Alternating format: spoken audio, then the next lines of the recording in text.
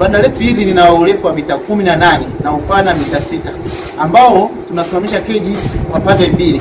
Upande wa kwanza tunasimamisha keji ya kuku 1000, upande wa pili inasimama keji ya kuku 1000. Hiyo ndio inaweza kubeba keji ya kuku 2000.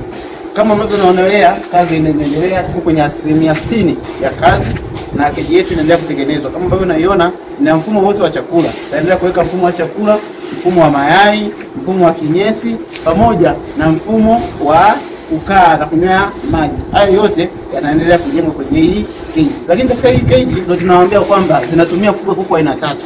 Wanaanzia kuku wa chotara, kuku wa mayai yani layers, na kuku wa nyama yani broiler. Kwa hizo keji zinahusika, keji ni moja, lakini unaweza ukafuga kuku aina 3 kama ambavyo nimepelekeza au nimekueleza hapo mwanzo. Kwa hiyo tunaendelea kukwambia hii ni mfumo mzuri ambao tunakushauri sana kama wewe mkulima uutumie ili uweze kunufaisha na kutoa kule ambapo unatamani kufika, au kufuga kuku kisasa, kuacha kufuga kienyeji ambayo itakupelekea kukua katika ufugaji wako. Tunapatikana katika mikoa yote.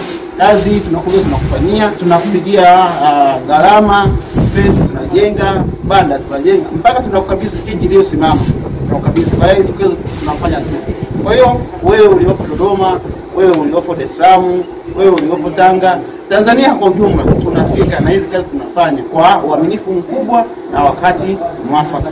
Faida za hizi keji zina faida nyingi sana. Mojawapo ni kwamba inatumia sehemu ndogo lakini unaweza kufugia kuku wengi. Lakini faida ya pili kwamba inapunguza management. Kama ambavyo nimekwambia, hii ni banda la kuku 2000, lakini unaweza kuhudumia au vijana hata au leba, ukatumia vijana wawili hata au mmoja. Mtu ambaye anaweza kumanage vizuri kuombea na kufugia chini.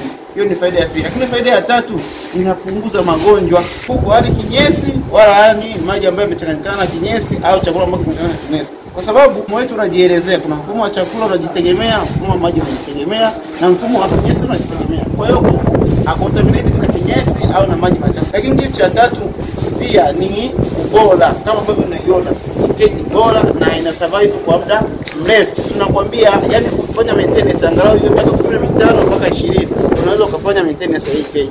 Kwa hiyo miaka yote unakuwa unafuga tu, unaingiza kuku na kutoa, keji inasimama vile vile. Lakini faida ya 4, inafugia kuanzia vifaranga, hauna haja tena kuandaa buruda.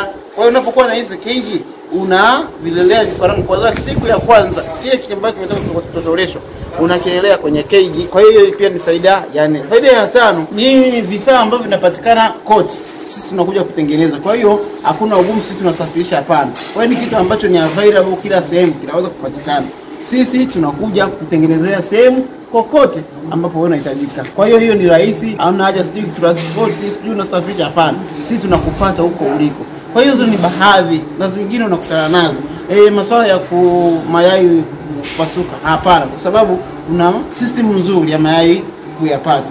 Na mayai pia kutakuwa contaminated na kinyesi au na uchafu ambayo pia nakidhi kwenye soko. Mtu akiviona yai inakuwa ni safi na nakidhi viwango vya sokoni.